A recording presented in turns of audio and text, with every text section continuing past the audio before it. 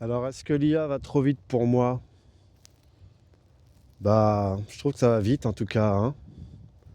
Ça va très très vite. Est-ce que je suis dépassé? Je sais pas. En tout cas, je me pose la question et je me dis, bah, c'est vrai que l'IA, ça va très vite. Ça va peut-être même trop vite. Alors, est-ce que je suis dépassé? Est-ce que je suis trop lent? Bah, c'est la question que je me pose. Alors, ouais, il fait un peu froid, hein. Il y a un petit peu de vent, mais hein, ce sont les conditions, on va dire. En tout cas, on a du beau temps. Je sais pas si vous avez la vidéo. En tout cas, c'est pas mal. On n'est pas trop mal. Donc je disais, ouais, je suis un peu fatigué bah, par cette évolution technologique, hein. Il y a des nouveaux modèles qui sortent tout le temps. Il y a tout le temps des nouveaux trucs. Des, des nouvelles techno. Alors forcément, hein, moi je travaille dans la tech, donc c'est quelque chose que j'ai eu l'habitude de faire, c'est-à-dire de me former aux nouvelles technologies, hein. Je me rappelle quand il y avait ces histoires autour de la virtualisation, autour du cloud, de la blockchain. C'est faut savoir se former, savoir se renouveler un petit peu, se réinventer, on va dire. Mais là, vraiment, c'est un peu incessant. Il faut dire que je suis un peu fatigué par les vidéos YouTube, hein. C'est vrai que j'aimais bien regarder, me former avec ça, mais là, récemment, les nouvelles vidéos, c'est toujours avec une vignette, quelqu'un qui fait une tête pas possible. ChatGPT numéro 27 vient de sortir, oulala, c'est la fin. C'est un peu usant. C'est un peu usant parce que, bah oui, tout va très vite, hein. C'est pas facile de suivre. Et avec l'IA, on peut se sentir dépassé. On peut avoir envie de se dire bon, c'est pas pour moi. De toute façon, le contenu généré par de l'IA, est-ce que c'est vraiment bien? Je pense que de toute façon, tout va être produit par de l'IA, hein. Je vous avais déjà dit que prochainement, 90% du contenu d'Internet serait synthétique. Bon, bah, on y va tout droit, hein. Les vidéos, on ne sait plus reconnaître l'IA du réel, hein, donc on va arriver aussi à ce trouble de la réalité dont je parlais dans un épisode précédent, où on ne pourra se fier à rien, on ne reconnaîtra plus ce qui a été fait par de l'IA, par de l'humain, mais on va y venir, et puis c'est un peu une suite logique, c'est-à-dire qu'avant, on n'allait pas créer une photo avec Photoshop, maintenant ça paraît évident. Un écrivain n'allait pas écrire tout son manuscrit à la main sur des petites feuilles de papier. Et bah maintenant, ça va être aussi avec un peu d'IA, hein, forcément. Ça paraîtra évident d'utiliser les outils modernes pour ça. Mais, euh, mais ce que je voulais dire, c'est que bah, va falloir savoir s'adapter, hein.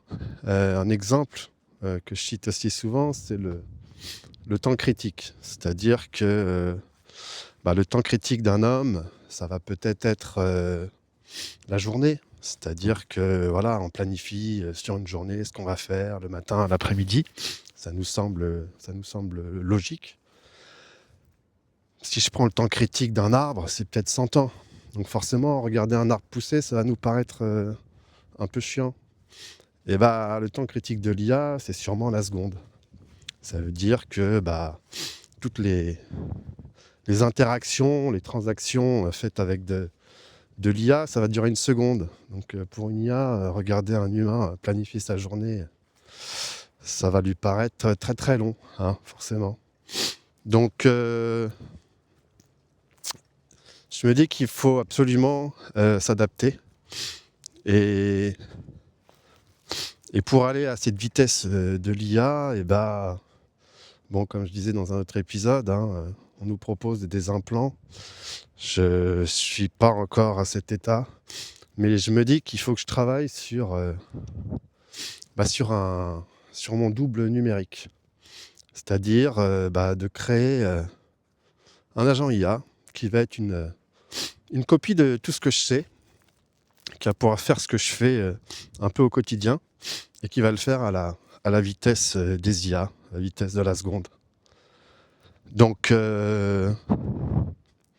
pour l'instant, j'ai pas encore, trouvé tous les outils pour faire ça, mais heu, mais j'y travaille et je pense que se créer un double numérique, alors pas pour avoir, ma tête, et cetera, mais du moins un agent avec lequel je vais pouvoir parler et qui va savoir faire, les mêmes choses que moi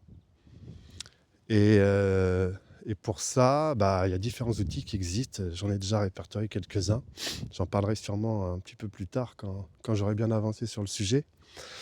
Mais l'idée, c'est de faire un double numérique professionnel, comme je disais, qui aura mes connaissances, mon style, de parole, heu, mes connaissances, ma façon de voir les choses et qui aura accès à peu près aux mêmes outils que moi.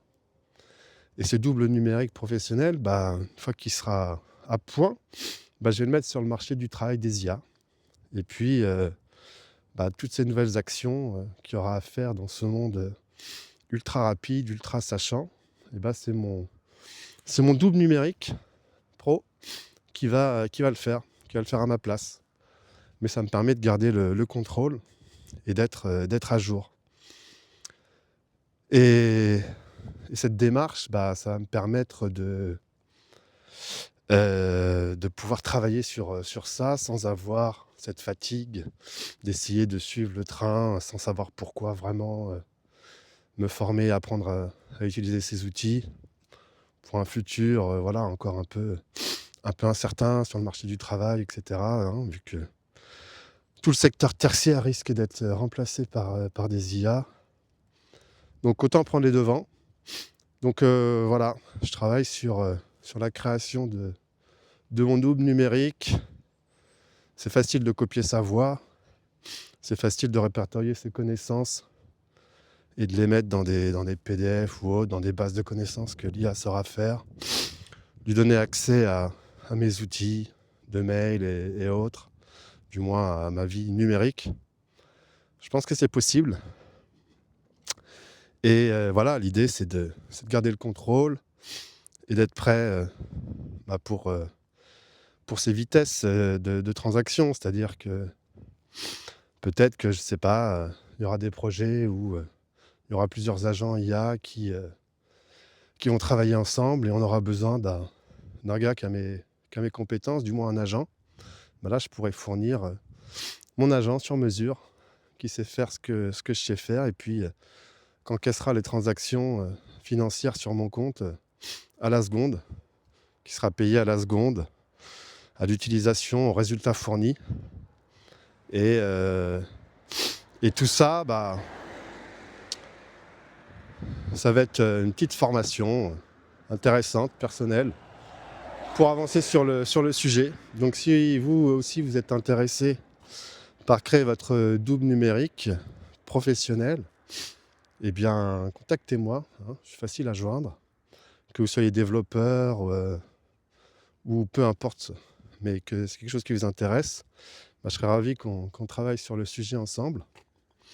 Et puis, peut-être qu'après, si je trouve une bonne technique, ce double numérique, je pourrais vendre mon process à d'autres personnes qui seraient intéressées par faire la même chose avant que quelqu'un d'autre prenne le train, à ma place. Donc voilà, si vous aussi vous trouvez que l'IA va trop vite, vous aviez envie de rester, sur le bas-côté, montez dans le train avec moi et puis, essayons de garder le contrôle et puis de faire quelque chose d'intéressant, qui va permettre toujours de construire quelque chose, qu'on pourra conserver pour nous. Voilà, la petite idée du jour. l'IA va sûrement trop vite pour nous, simples humains. Et donc, essayons d'adapter ça et de tirer notre propre épingle du jeu. C'était le haut-parleur.